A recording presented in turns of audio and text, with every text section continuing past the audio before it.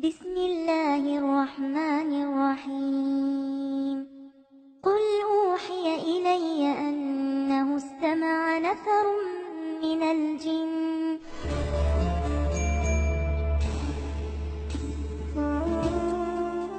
قرآن څه وایي؟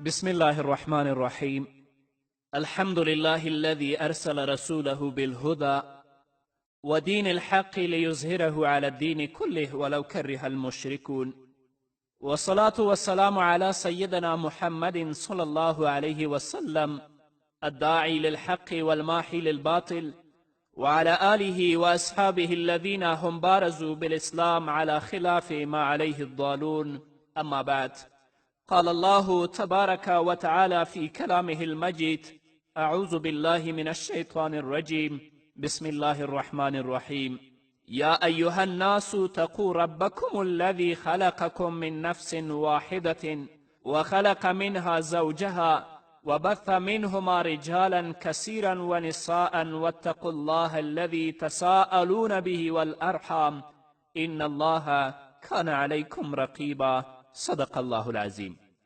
قدرمنو اوریدونکو، قرآن څه وایي د خپرونې مینوالو السلام علیکم ورحمت الله وبرکاته. ستاسو روغتیا او خوشحالي د پاک رب نه غواړم په دې هیله چې د صحت او عافیت جامې پر تن ولرئ او خوشحالي مو په برخه وي. دا دی زه محمد یاسین فهیم قرآن څه وایي خپرونه پیلوم. قدرمنو اوریدونکو، سورت آل عمران ختم شه، نو اوس هم شروع کړه په سورت نسا کې. سورت نسا مدني سورت دی، 106 آیته دی، 60 رکوګانې لري. په ترتیب کې 4م سورت دی، اما په اعتبار د نزول سره 92م سورت دی چې وروسته د سورت ممتحنین نازل شوی دی. دلته 5 امور ضروري دي چې باید هغه په تفصیل سره وڅیړو. اول، ربط د دې سورت مخکینیو سورتونو سره. دویم، دعوا د سورت. دریم، خلاصه د سورت اجمالا. څلورم، خلاصه د سورت تفصیلا. او پنځم، فضیلت د دې سورت. نو د سورت نسا ربط مخکینیو سورتونو سره زموږ مفسرینو په 5 وجوهو سره بیان کړی. اوله وجهه، په سورت بقره کې د یهودیانو په قبائحو باندې رد و، او په سورت آل عمران کې د نصاراو په شبهاتو او خباستونو باندې رد و. نو په سورت نسا کې د جاهلیت والاو په ظلمونو او مظالمو باندې رد دی او د مؤمنانو د احوالو اصلاح ده. دویمه وجه، مخکې صورتونو کې هغه احکام ول چې هغه د آخرت د اصلاح سره متعلق ول. نو په دې صورت کې هغه امور الله رب العزت ذکر کوي چې هغه د دنیا د ژوند سره تعلق لري. دریمه وجه، په صورت آل عمران کې الله رب العزت هغه امور ذکر کړل چې د هغو تعلق تهذیب النفوس سره و. نو په دې صورت کې الله رب العزت د تدبیر منزل او د سیاست مدني امور ذکر کوي. څلورمه وجه، په صورت آل عمران کې په هغه چا رد و چې صالحین بندگان لکه عیسی علیه السلام او مریم علیه السلام یې د الله تعالی سره شریک ګڼل. نو اوس دلته د عموم په طریقې سره د شرک رد کوي. همدارنګه د نصاراو په عقیده رد کوي چې هغوی عیسی علیه السلام د الله زوی ګڼي. پنځمه وجه، د مخکې صورت په آخر کې امر ذکر شو په تقوا باندې. اصبروا وصابروا ورابطوا واتقوا الله. نو د دې صورت په اول کې د تقوا 2 قسمونه الله ذکر کوي. یوه تقوا په حقوق الله کې او دویمه تقوا په حقوق العباد کې، او دې ته ربط د تشابه الاطراف ویل کیږي. دعوا د صورت ذکر کول د داسې امورو دي چې هغه ظلمونه دفع کوي، لکه ظلم کول په کمزورو انسانانو باندې چې هغه یتیمان دي او همدارنګه ناپوهه خلک دي یا زنانه دي. او د دې د دفاع دپاره الله رب العزت 2 قسمه امور ذکر کوي. اول قسم امور د تدبیر منزل دي، او دویم قسم امور د ملک د سیاست دي چې هغه اجرا د کتاب او سنت ده، یعنی اجرا د شرعي نظام ده. همدارنګه ظلم په حق د الله تعالی کې هغه شرک کول دي، نو د هغې دفاع کوي په ذکر د قباحت د شرک سره 2 ځلي په 48 آیت کې، او همدارنګه په 114 آیت کې، او همدارنګه رد دی په اقسامو د شرک باندې چې هغه شرک دی په عبادت کې، شرک په علم کې، شرک په تصرف کې، شرک په دعا کې، شرک په تحلیل او تحریم کې، او عقیده لرل د اتخاذ ولد. د دې وجې نه مسئله د توحید الله رب العزت په دې صورت کې 6 ځلې ذکر کړې ده. په اول آیت کې، 14 آیت کې، 80 آیت کې، 126 آیت کې، 131 آیت کې، او 132 آیت کې، او د دعوا ماخذ اول آیت دی. او همدارنګه د الله تعالی اسماء حسنا یې 26 ذکر کړي دي. اجمالی خلاصه یې دا ده چې په دې صورت کې 3 حصې دي. اوله حصه تر 55 آیته پورې ده چې په دې کې د تدبیر منزل 18 امور ذکر دي د پاره د دفع د ظلم د یتیمانو او د زنانو او د ناپوهو خلکو نه، او آخري حکم کې ذکر د توحید او د بندگانو حقوق دي. بیا د منافقانو د قبایحو او د یهودیانو د خباست ذکر دی. دویمه حصه د 55 آیت نه نیولې تر 115 آیته پورې ده. په هغې کې د مدنیت سره متعلق د سیاست 9 امور ذکر دي، او په منځ کې د منافقانو د قبائحو ذکر دی، او ورسره رد دی په مخالفت کوونکو د رسول او د مؤمنانو، او رد دی د شرک په اقسامو باندې. دریمه حصه آخره پورې ده، د 115 آیت نه نیولې تر آخره پورې دریمه حصه ده چې په هغې کې د منافقانو او یهودیانو خباست ذکر کوي، سره د رد کولو نه په زیاتی کولو د یهودیانو، او ترغیب دی د قرآن او د رسول الله صلی الله علیه وسلم اطاعت ته. تفصیلي خلاصه په دې اوله حصه کې 3 بابونه دي. اول باب تر 14 آیته پورې دی. په دې باب کې د تدبیر منزل 18 امور ذکر دي، او یو امر دی د حق د الله تعالی په توحید او په رد د شرک سره، او حقوق د بندگانو.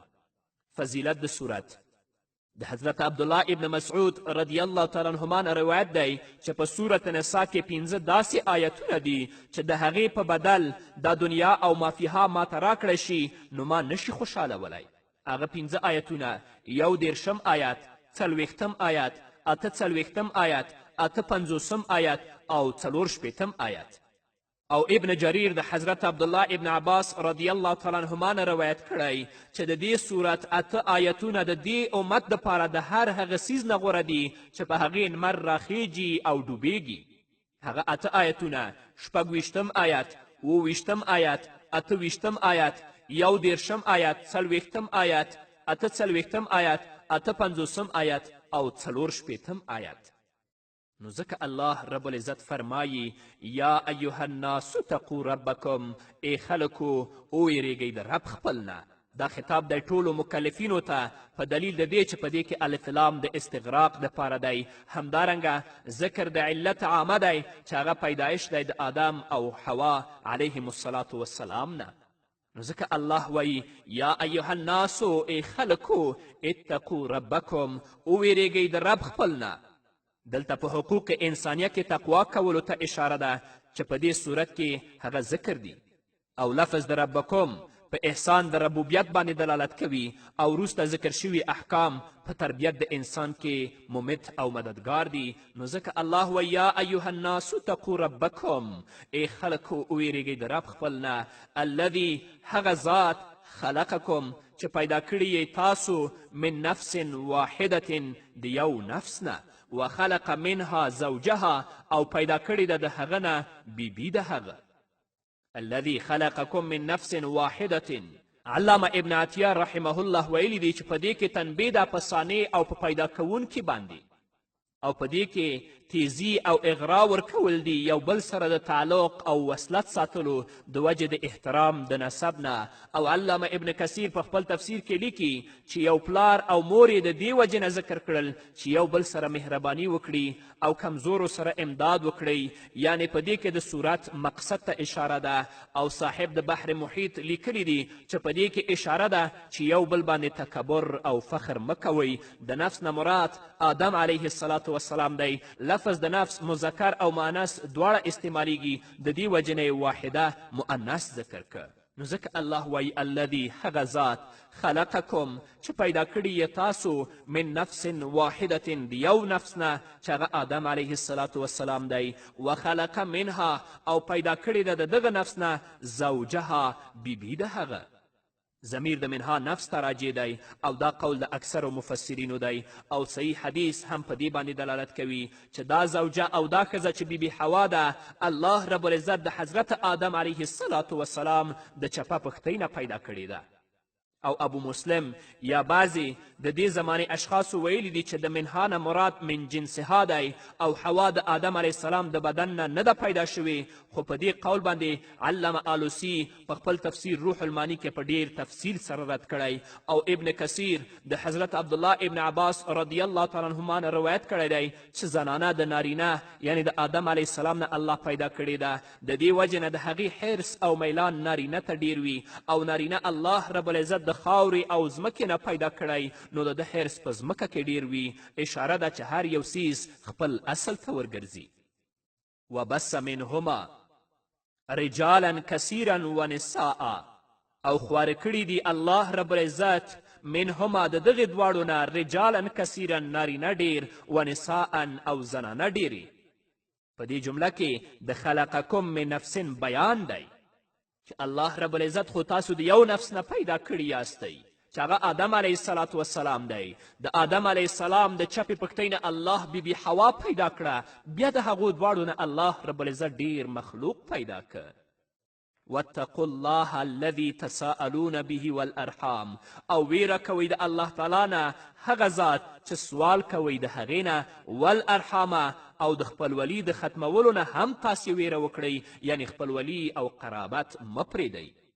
واتقوا الله الذي تساءلون به د تقوا په دې امر کې حق د الله تعالی ته اشاره ده یعنی د ظلم د شرک کولو نه تاسو ځان بچ کړئ تساءلونه دا باب د تفاعل دی یو تا حذف ده او په دې کې دوه اقوال دي اول دا چې دا په معنا د مشارکت سره دی یعنی د یو بل نه سوال کوئ په نوم د هغه دویم قول دا چې دا په معنا د مجرد سره دی یعنی تاسو سوال کوئ د هغه په نوم سره یا با زیاتی ده یعنی تسألونه سوال کوئ د هغه نه او دا علت دی د تقوا چې هر کله د هغه نوم بل چاته وسیله کوئ یا د هغه نه سوال کوئ نو لازم ده چې د هغه تعظیم وکړئ په توحید سره او د هغه د احکامو په منلو سره والارحام په دې کې درې اقوال دي اول قول دا عطف دی په لفظ د الله باندې او مضاف دلته پټ دی یعنی قطع الارحام او دا عطف د خاص دی په عام باندې یعنی تقوا وکړئ ځان بچ کړئ د مخالفت د هغه نه په هر حکم کې او په ځانګړې توګه په پرې کولو د خپلولي کې دا قول د مجاهد ضحاک او د قتاده دی دویم قول دا چې د ارحام منصوب دی په طریقه د اغرا او تیزی ورکولو سره یعنی الارحام احفظوها د خپلولي حفاظت او رعایت وکړئ دا قول د واحدی دی دریم قول دا عطف دی په محل د ضمیر باندې هغه ضمیر چې په بهي کې دی او محل د هغې نصب دی او دا د عربو په عادت باندې بنا دی چې هغوی به د یو بل نه د خپلولي په واسطې سره سوال کوه یعنی هر کله چې خپلولي یو بل ته وسیله جوړوئ نو لازم دا ده چې په خپلوانو کمزورو باندې ظلمونه کول پرېږدئ بلکې د خپلولي احترام وکړئ او د حضرت عبدالله بن مسعود رضی الله تعالی عنه قرائت وبالارحام د دې قول تأیید دی ان الله کان علیکم رقیبا یقینا الله تعالی په تاسو باندې ساتونکی دی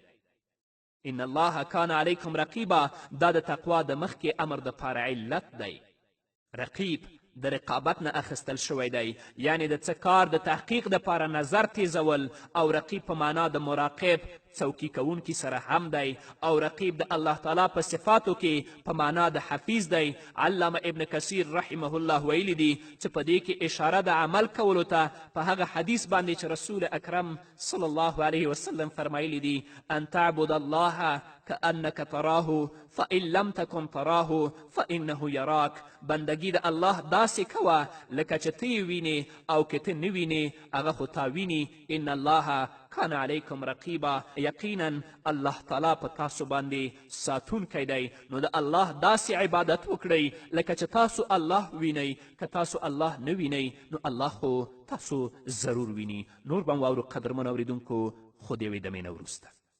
قدرمنو اورېدونکو بیا هم زموږ سلامونه او نیکې هیلې ومنئ. وآتوا اليتامى أموالهم ولا تتبدلوا الخبيث بالطيب ولا تأكلوا أموالهم إلى أموالكم إنه كان حوبا كبيرا. دا اول حکم دی د احکامو د دې صورت نه چې هغه تعلق لري د ظلم د دفع کولو سره په یتیمانو باندې په اعتبار د مال د هغوی په خلاف د طریقې د جاهلیت نه، ځکه هغوی به د یتیمانو مالونه خوړل، په هغو به ظلم کوه. او په دې آیت کې د دې متعلق درې نور احکام دي. یو امر دی او دوه نواهي دي چې تاسې به په تفصیل سره واورئ. او د دې ربط مخکې واتقو ربکم سره دی، ځکه چې دا حکم د مقتضیاتو د تقوا نه دی. همدارنګه په خپلولي کې د شفقت او صلې رحمي ډیر حقدار یتیمان دي. نو الله رب العزت فرمایي وآتوا الیتاما اموالهم، ورکوئ یتیمانو ته مالونه د هغوی. په اصل لغت کې یتم یوازیوالي ته ویل کیږي او په عرف کې د یتیم اطلاق په هغه چا باندې کیږي چې پلار یې وفات وي او دی نابالغه وي، ځکه چې دی یوازې پاتې شو په داسې حال کې چې مدافعات او کفالت کوونکی د ده دپاره نشته او دی مدافعت ته محتاج وي په وخت د عدم بلوغ کې. او هر کله چې بالغ شي نو بیا ورباندې د یتیم اطلاق عرفا او شرعا دواړه نشي کیدلی په دلیل د حدیث د حضرت علی کرم الله وجهه چې د بلوغ نه وروسته یتیم نشته. ځکه الله وایي وآتوا الیتاما، ورکوئ یتیمانو ته اموالهم مالونه د دوی. دا دلیل دی چې یو ماشوم او وړوکی د بلوغ نه مخکې مالک د مال ګرځېدلی شي، ځکه دلته اضافت په اعتبار د ملکیت سره دی. اضافت د اموال چې ضمیر دوهم ته شوی دی، دا اضافت په اعتبار د ملکیت سره دی او په آتو کې متولی ته خطاب دی، ځکه چې مال د یتیم د ده په ولایت کې دی. ولا تتبدلوا الخبیث بالطیب، دا په طریقه د نهیې سره دویم حکم دی. او مه اخلی پلیت په بدل د پاک کې. دلته یو څو وجوه دي. اول قول د فرا، بغوي او د زجاج دی، یعنی مه اخلی مال د یتیم چې حرام دی ستاسو دپاره په بدل د خپل حلال مال کې.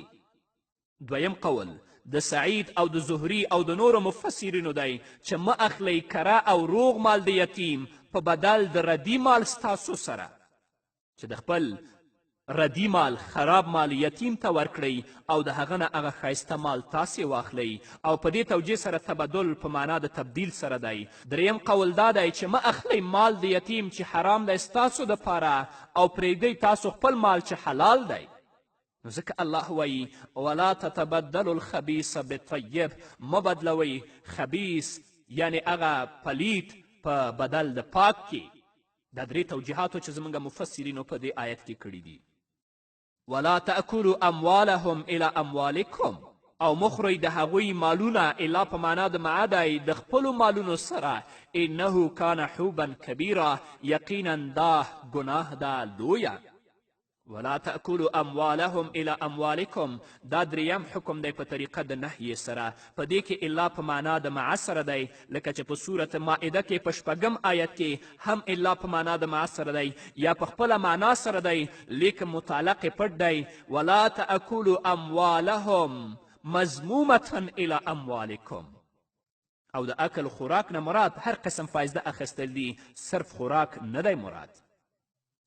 که دلته څوک سوال وکړي مخکې جمله کې خو د یتیم د مال د خوړلو نه مطلقا منع الله وکړه، که د ګډون په طریقې سره وي او که بغیر د ګډون نه وي، نو دا جمله یې د څه مقصد دپاره ذکر کړه.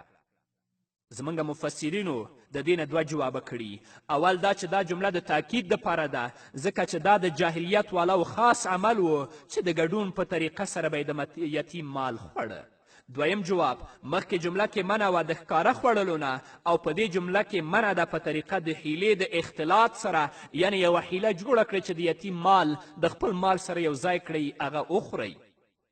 نو مفسرینو لیکلی دي چې د حرام د حصول لپاره حیله کول هم حرام دي. انه کان حوبا کبیرا، ضمیر د انهو په تعویل د مذکور سره اکل او خوراک او تبدل دواړو ته راجع دی کانه د دوام دپاره ده حب په اصل کې زجر او زورونې ته ویل کیږي او علامه قرطبي ویلی دی چې حب وحشت ته ویل کیږي او علامه قفال ویلی دی چې تحوب کسب د هغه څیز دی چې درد پیدا کوي او دلته ترېنه مراد ګناه او ظلم دی او کبیرن پکې تاکید دی د حوبن دپاره وإن خفتم ألا تقسطوا في اليتامى فانكحوا ما طاب لكم من النساء مثنى وثلاث ورباع فإن خفتم ألا تعدلوا فواحدة أو ما ملكت أيمانكم ذلك أدنى ألا تعولوا.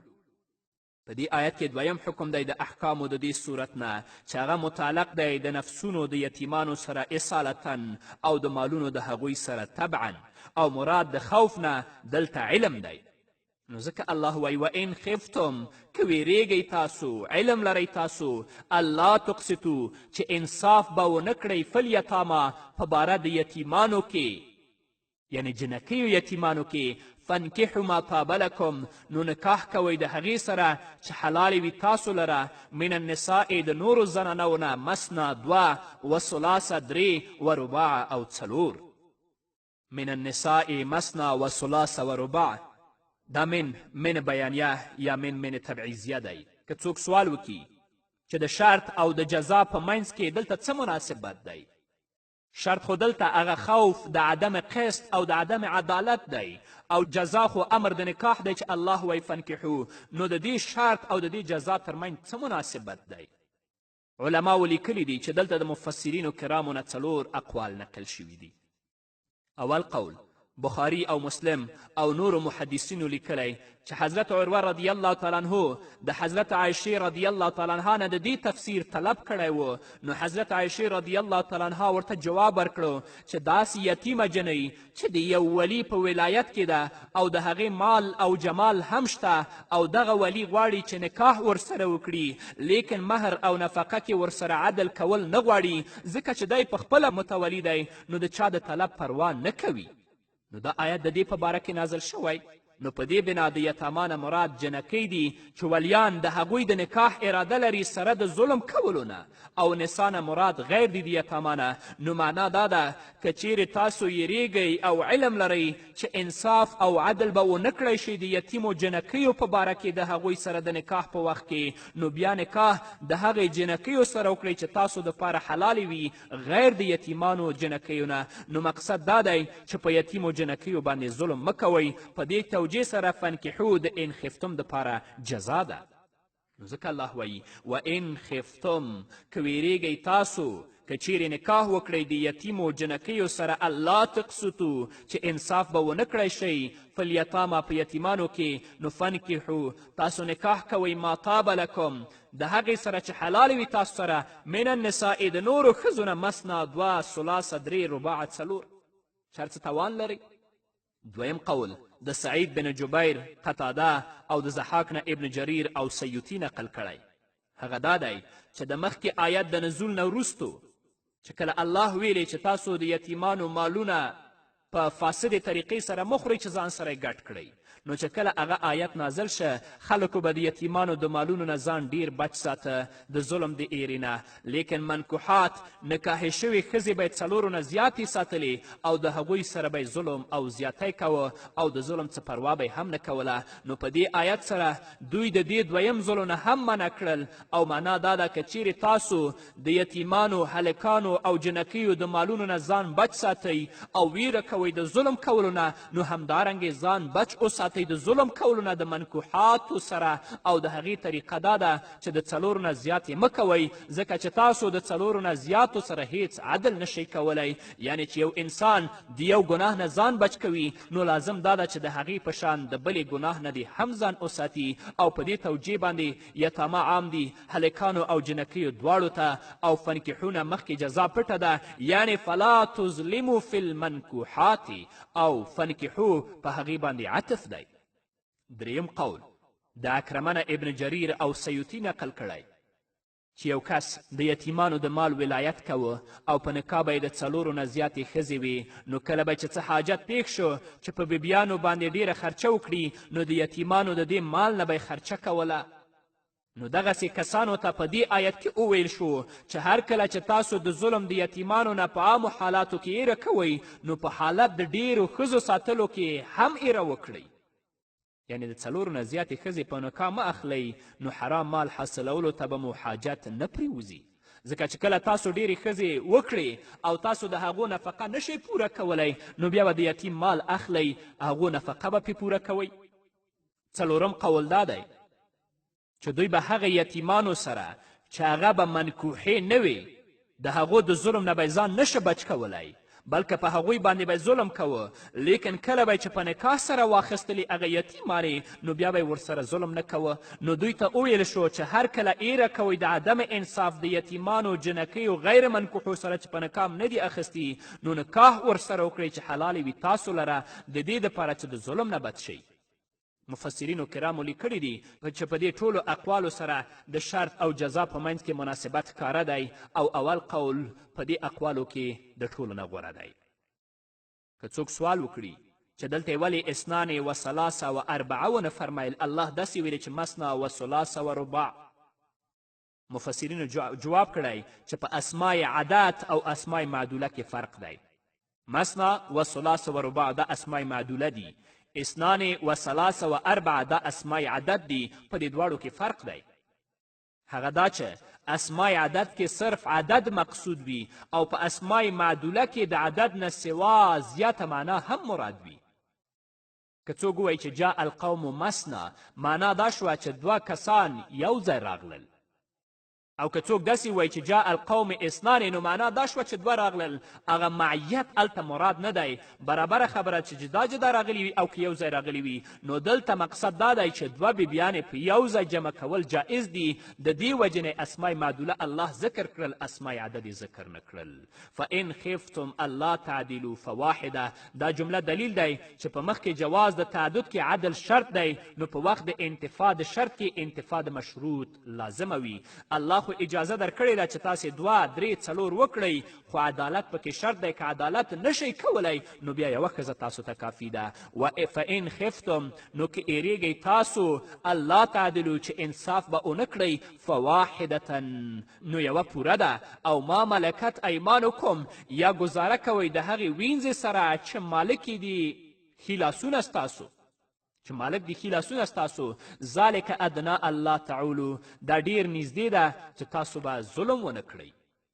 او ما ملکت ایمانکم دا په فواحدتن باندې عطف دی. نو معنا دا شوه چې په وینځو ساتلو کې تعدد شرط نه دی که هر څومره ساتئ، ځکه چې په هغوی کې عدل کول شرط نه دی، لیکن ښایسته معامله او احسان کول ورسره ضروري دي. یا دا عطف دی په ما طاب لکم باندې او فعل پټ دی. نو معنا دا ده چې واقتصروا علی ما ملکت ایمانکم، لیکن دلته خطاب دی مولاګانو او مالکانو د وینځو ته. نو د هغوی دپاره د خپلو وینځو سره نکاح کول ضروري نه دي. او په دې صورت کې 25 آیت کې خطاب دی غیر مالکانو ته. نو هلته یې فرمایلی دي فمما ملکت ایمانکم، نو په هغې کې انکحو پټ دی. ذالک ادنا الله تعولو، په ذالکه کې دوه اقوال دي. اول قول دا اشاره ده واحدتن او ما ملکت ته. دویم قول چې دا اشاره ده ټول ما قبل ته، یعنی نکاح د ډیرو سره تر څلورو پورې په شرط د عدل کولو سره د هغوی په منځ کې، او اکتفا په یوې باندې یا وینځې ساتل په وخت د یېرې د ظلم کې. ادنا په معنا د ډیر نږدې ده. دلته محسوس نږدېوالی نه دی مراد، بلکې معنوي نږدېوالی مراد دی. تاسو پوهیږئ که زه درې یا څلور ښځې وکړم نو دلته زه عدل نشم کولی، فواحدتن یوه کافي ده. نو چې یوه هم کافي وکړه دا ډېر نږدې دی دې ته چې تاسو به ظلم بیا ونه کړئ. چې انصاف راغی نو چې انصاف راغی نو ظلم به پخپله لرې کیږي. نور به م واورو قدرمنو اوریدونکو خو د یوې دمې نه وروسته. قدرمنو اوریدونکو بیا هم زموږ سلامونه او نیکې هیلې ومنئ، په دې هیله چې تر دې دمه تاسو زموږ ملتیا کړې وي. وآتوا النساء صدقاتهن نحله فإن تبن لكم عن شيء منه نفسا فكلوه هنيئا مريئا. په دې آیت کې دریم حکم دی دپاره د تاکید د عقد د نکاح او د ښه ژوند کولو د خپلې بیبي سره، او دا دریم حکم مشتمل دی په 2 مسئلو باندې. اوله مسئله ښځې ته مهر ورکول، دویمه د هغې د طرف نه خاوند ته د مهر بخښنه کول. که ښځه د خپل مهر خاوند ته وبخي نو خاوند کولی شي چې ډېر په پاکې طریقې سره د هغې نه استفاده وکړي. نو ځکه الله فرمایي وآتوا النساء، ورکوئ زنانو ته صدقاتهن، مهرونه د هغوی نحله، په خوشحالي سره. په تیر شوي آیت کې خاوندانو ته خطاب و او په دې آیت کې هم خاوندانو ته خطاب دی. دا قول د حضرت عبدالله ابن عباس، قتاده ابن زید او د جریج دی. او نسانه مراد زوجیات او بیبیانې دي، او دا لفظ د آزادو ښځو او وینځو چې په نکاح سره یې ساتلي وي دواړو ته شامل دی. او د ابو صالح قول دا دی چې دا او د اولیاو ښځو ته خطاب دی، ځکه چې په جاهلیت کې به یو ولی او اختیارمند د نکاح خپله لور یا خور په نکاح سره ورکړه نو د هغې مهر به یې ځان له اخیستو، که هغه به لږ و او که به ډېر و، او داسې په نورو طریقو سره به په مهر قبضه کوله. نو د جاهلیت د دې رسم و رواج د تردید دپاره الله وفرمیل وآتوا النساء صدقاتهن نحله، ورکوئ زنانو ته مهرونه د هغوی په خوشحالي سره. نن ورځ هم دا جهالت زموږ په ټولنه کې روان دی چې لور او خور په نکاح ورکړي، مهر د خپل ملکیت ګڼي، هغې جنۍ ته بلکل څوک مهر نه ورکوي. نحله، نحل په اصل کې عطیې او ورکړې ته ویل کیږي په طریقه د تبرع او احسان سره، او دا د هبې نه خاص دی. او حضرت عبدالله ابن عباس رضی الله تعالی عنه او قتاده فرمایي چې نحله معنا ده فریضه. نو چې کله د نحله معنا فریضه شوه بیا دا حال دی د صدقات نه. او زجاج ویلی دي چې دا په معنا د دیانتا شرعتا دی، نو دا مفعول له دی. او کلبی ویلی دي چې دا په معنا د عطیه وهبتا دی، نو حال دی یا مفعول مطلق دی د آتوهنه دپاره په اعتبار د معنا سره. فإن طبن لكم عن شيء منه نفسا، او که دوی معافي وکړي تاسو ته د سیسیز د هغې نه په خپله خوښه، فکلوه هنیئا مریئا، نو خورئ هغه په مزې سره بې نقصانه.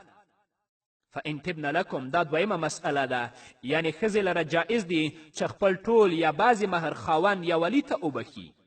علامه قرطبي او ابن جریر په خپل تفسیرونو کې لیکي چې سبب د دې دا دی چې بعضې خاوندانو دا بده ګڼله چې د ښځې نه مهر واپس واخلي، نو د هغې جواز یې دلته ذکر کو تر څو چې ثابته شي که ښځه خپل مهر خپل خاوند یا خپل ولی ته ورکوي، ورکولی شي او هغه یې په پاکې طریقې سره خوړلی شي.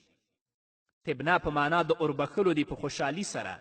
عن شیء په صله د تبنه کې با راځي، او دلته عن ذکر دی ځکه چې دا متضمن دی معنا د عفو او تباعد لره. منهو د دې ضمیر راجع دی صدقات ته په تاویل د مذکور سره، په تاویل د مذکور مال یا صداق سره. او من د تبعیض دپاره دی په نزد لیس، یا د بیان جنس دپاره دی په نزد ابن عطیه. نفسا دا تمیز دی د نسبت د تبنه نه په معنا د طیبات انفسهن سره، او تمیز د تاکید د خوشحالي دپاره ذکر کړی دی. یعنی د مهر د بخولو خوشحالي صرف ظاهري نه وي بلکې په زړه سره حقیقتا وي. نو حاصل د معنا دا شو که چیرې دغه ښځه وبخي څه حصه د مهر نه تاسو ته په خوشحالي سره. او علامه آلوسی د ابن حبیره نه نقل کړي چې د ائمه و اربعو اتفاق دی چې ښځه خاوند یو بل ته څه څیز بخشش ورکړي نو بیا واپس اخیستل جایز نه دي. او صاحب اللباب د بعضې علماو نه نقل کړي چې ښځه خپل خاوند ته د مهر څه حصه بخشش ورکړي او بیا یې ترې وغواړي، نو معلومه شوه چې دا یې د زړه په خوشحالي سره نه دي ورکړي. او د دې د تایید دپاره شعبي د شریح دغسې واقعه ذکر کړي، او د حضرت عمر رضی الله تعالی عنه نه همداسې روایت نقل کړی دی. هنیئا مریئا، هنیء اسم فاعل دی د هنیئه نه، او مری د مریئه نه دی. او د دې دواړو په منځ کې تقریبا 4 فرقه دي. اول دا چې هنیء هغه څیز دی چې د مشقت نه بغیر حاصل شي، او مری هغه څیز دی چې زر هضم کیږي. دویم دا چې هنیء هغه دی چې ګناه پکې نشته، او مری هغه دی چې هیڅ مرض پکې نه وي. دریم دا چې هنیء په اسانتیا سره تیریدونکی او مری ښه انجام والا بې ضرره. څلورمه وجه دا چې هنیء مزیداره او مری په مرۍ کې آسانه تیریدونکی. او علامه قرطبي ویلی دي چې د ابن عباس رضی الله تعالی عنه روایت دی چې مراد دا دی چې په دنیا کې د دې خوراک مطالبه نشته او په آخرت کې هم تاوان نشته. علامه ابن کثیر په خپل تفسیر کې، همدارنګه علامه آلوسی په روح المانی کې، او همدارنګه قرطبي په خپل تفسیر کې د حضرت علي کرم الله وجهونه روایت کړی دی چې یو سړي ته د څه بیماري او ناجوړتیا شکایت وي یا یې په ګېډه باندې درد وي نو د خپلې بیبي نه د 3 روپۍ واخلي. که هغه د مهر روپۍ وي نو دا ډیر بهتره دي او په هغې باندې د شهد واخلي او د باران اوبه دې ورسره ګډې وډې کړي او هغه دې وڅکي نو کوم شکایت او درد چې لري الله رب العزت به هغه ختم کړي. او حضرت علي کرم الله وجهه د دې دپاره 3 آیتونه د قرآن کریم ولوستل. اول وانزلنا من السماء ماء مبارکا، دویم یخرج من بطونها شراب مختلف الوانه فیه شفاء للناس، دریم فکلوه هنیئا مریئا. ولا تؤتوا السفهاء أموالكم التي جعل الله لكم قياما وارزقوهم فيها واكسوهم وقولوا لهم قولا معروفا. په دې آیت کې 4م حکم دی او دا متعلق دی د سفهاءو نه د ظلم د دفع کولو، چې د سفهاو او ناپوهو نه څنګه ظلم دفع شي. ربط یې دا دی مخکینی آیت سره چې هر کله مخکې وویل شو چې یتاماو ته یتیمانو ته د هغوی مالونه ورکوئ او بیبیانو ته د هغوی مهرونه، نو اوس په هغې کې یو قید لکوي. هغه قید دا دی چې په حالت د ناپوهي کې مه ورکوئ د دې دپاره چې هغوی مال ضایع نه کړي. نو ځکه الله وایي ولا تؤتوا السفهاء اموالکم، مه ورکوئ کمعقلو ته مالونه د هغوی. دا خطاب دی ولی او همدارنګه کفیل یا وسی د یتیمانو ته. دلته د سفها په مصداق کې ډیر اقوال دي. سعید بن جبیر ویلی دي چې دا یتیمان دي، ابو مالک ویلی دي چې دا نابالغ دي که یتیم وي او که نه وي، او مجاهد ویلی دي چې دا زنانه دي. د ابو موسی اشعري رضی الله تعالی عنه نه نقل دي چې دا هر هغه څوک دی چې د پابندي مستحق وي. نو په دې کې دغه ټول اقوال داخل دي. همدارنګه تبذیر او اسراف کوونکی، لیونی او پاگل پکې هم داخل دی. نو هر هغه څوک چې بالغ نه وي یا ناپوهه وي یا هغه اسراف کوي نو هغه ته تاسو د هغوی مالونه مه ورکوئ. ځکه الله وایي ولا تؤتوا السفهاء اموالکم، مه ورکوئ کمعقلو ته مالونه د هغوی. اموالکم د دې نه مراد د هغوی مالونه دي چې د ولی، کفیل یا وسی په قبضه کې وي. او د دې په اضافت کې تاکید دی چې تاسو د هغوی د مال داسې حفاظت وکړئ لکه چې د خپل مالونو کوئ. التي جعل الله لكم قیاما، هغه چې ګرځولی دی الله تعالی تاسو دپاره سبب د زندگی. ورزقوهم فیها، او خوراک ورته کوئ دوی ته په هغه کې. وکسوهم، او جامې ورکوئ دوی لره. وقولو لهم قولا معروفا، او وایي دوی ته وینا نیکه. ورزقوهم د رزق نه مراد نفقه ورکول دي په خوراک، څکاک او دارو درمل غیره سره. وکسوهم کې اشاره ده لکه څرنګه چې انسان روزي ته حاجت لري نو همدارنګې جامې ته هم محتاج وي. وقولو لهم قولا معروفا، معروف هر هغه قول او عمل ته ویل کیږي چې د نفس سکون پرې حاصلیږي، د دې وجې نه هغه ښایسته وي عقلا یا شرعا.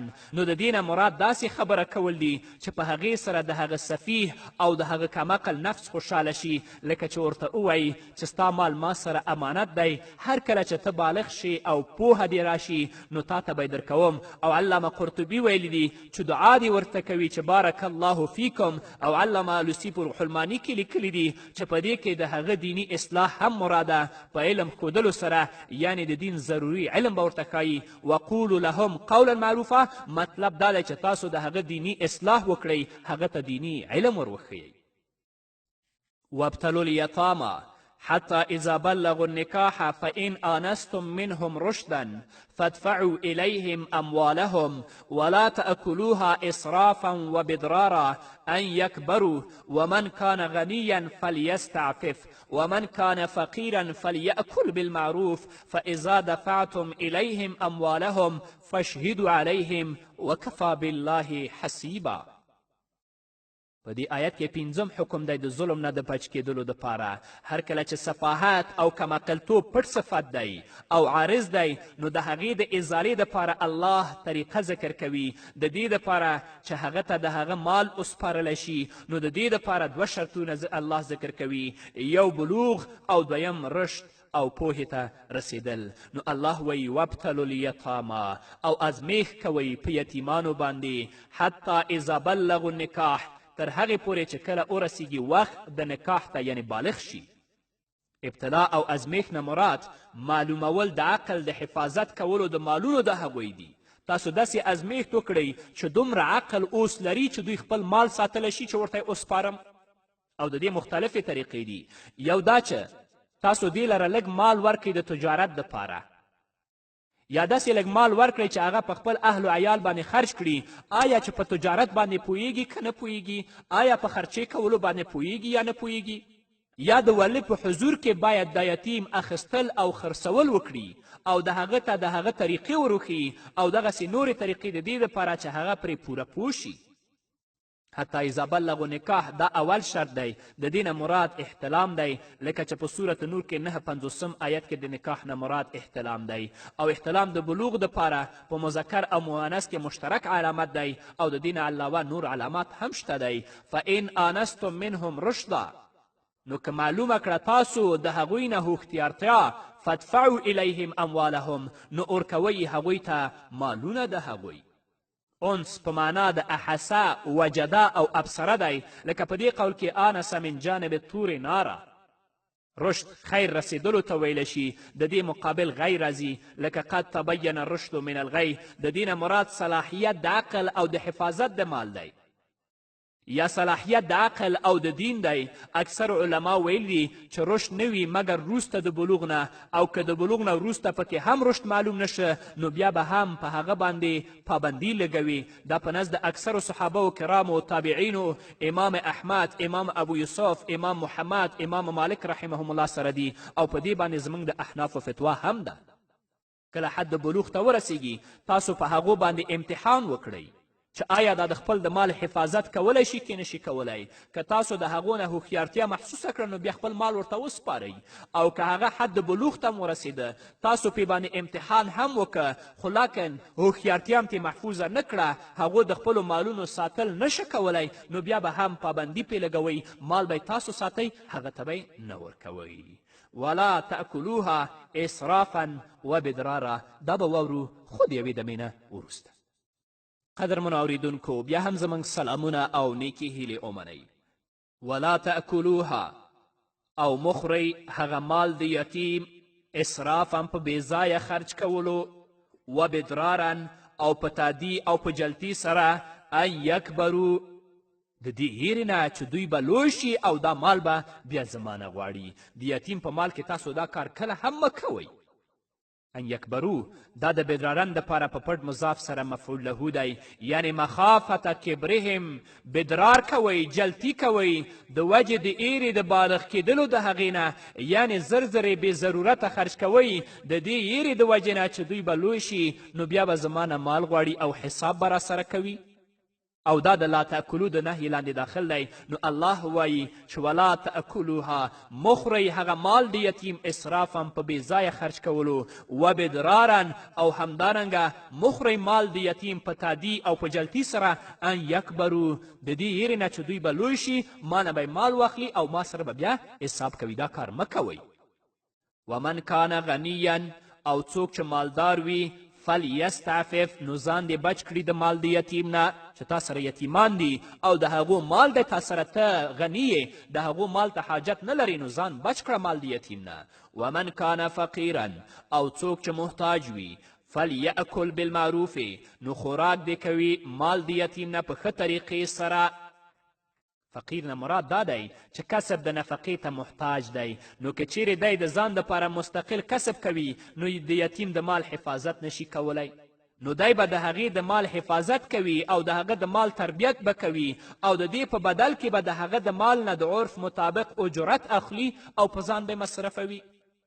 او حدیث د ابو داود او نسایی په دې باندې هم دلیل دی چې یو کس نبی کریم صلی الله علیه وسلم ته وویل چې زه فقیر یم، زما هیڅ مال او آمدن نشته او زما سره د یتیم مال دی، که زه د یتیم مال حفاظت کوم د کار نه پاتې کیږم او که کار ته ځم د یتیم مال تباه کیږي. نو نبی کریم صلی الله علیه وسلم ورته وفرمیل چې د یتیم د مال نه خوره، خو اسراف او تبذیر به پکې نه کوي، او همدارنګه د یتیم د مال نه به جبم نه کوي.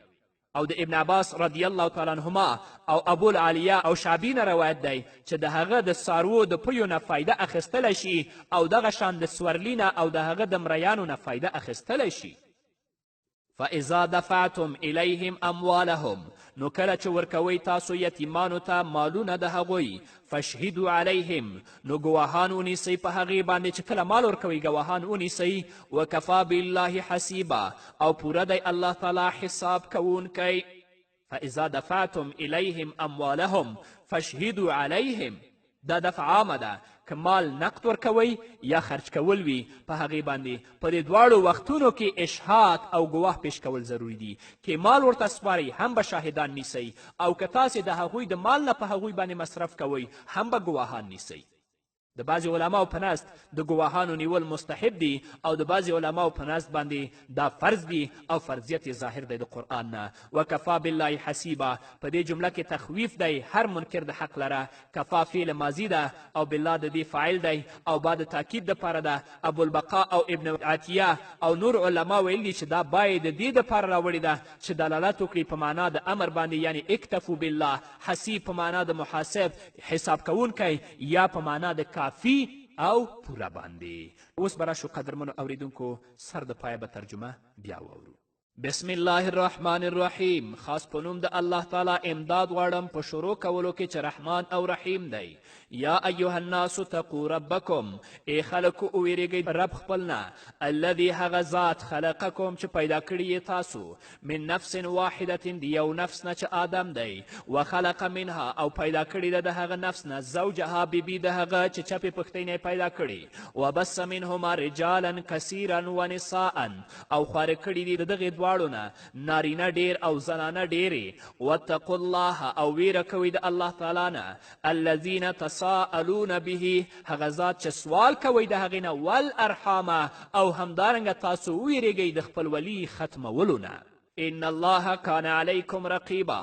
یقینا الله تعالی په تاسو باندې ساتونکی او حافظ دی وآتوا الیتاما اموالهم او ورکوی یتیمانو ته مالونه د هغوی ولا تتبدلوا الخبیث بالطیب او ما اخلی پلیت په بدل د پاک کې ولا تأکلوا اموالهم الى اموالکم او مخوری د هغوی مالونه د خپلو مالونو سره انه کان حوبا کبیرا یقینا دا ګناه ده لویه که تاسو د هغوی مال د خپلو مالونو سره وخورئ دا ډیره لویه ګناه ده وان خفتم الله تقسطو او که یریږئ تاسو چې انصاف به ونه کړئ فی الیتاما په باره د یتیمانو جنکیو کې فانکحو نو نکاح کوئ ما تاب لکم د هغې سره چې حلالې وي تاسو لره من النساء د نورو زنانهونه مثنا دوه وثلاثه درې ورباع او څلور فان خفتم الله تعدلو نو که یریږئ تاسو چې انصاف به ونه کړئ ډیرو ښځو سره فواحدة نو یوه بیا پوره او کافي ده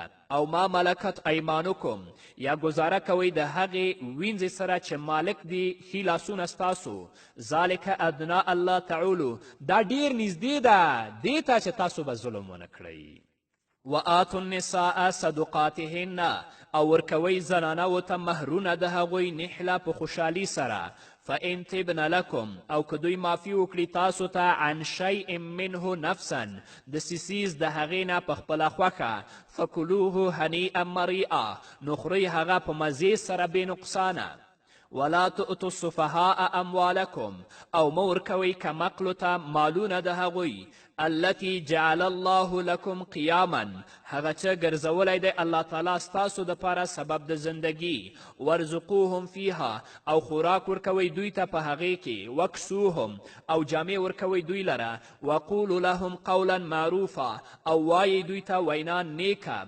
وابتلوا الیتاما او ازمیښ کوئ په یتیمانو باندې حتی اذا بلغوا النکاح تر هغې چې کله ورسیږي وخت د نکاح ته فان آنستم منهم رشدا نو که معلومه کړه تاسو د هغې نه رشدن هوښیارتیا فادفعوا الیهم اموالهم نو ورکوئ هغوی ته مالونه د هغوی ولا تأکلوها اسرافا وبدرارا او مخورئ هغه په بېځایه خرج کولو وبدرارا په تادي او په جلتي سره ان یکبرو د دې ویرې نه چې دوی به لوی شي بیا به د خپل مالونه زموږ نه غواړي ومن کان غنیا او څوک چې مالدار وي فلیستعفف نو ځان دې بچ کړي د مال د یتیم نه چې ته مالداره یې ستا سره په کفالت کې یتیمان شته دی هغوی مالونه هم لري نو د یتیم د مال د خوړلو نه ځان بچ کړه هغې ته لاس مه وروږدوه ومن کان فقیرا فلیأکل بالمعروف او څوک چې محتاج وي نو خوراک دې کوي د هغې نه په ښه طریقې سره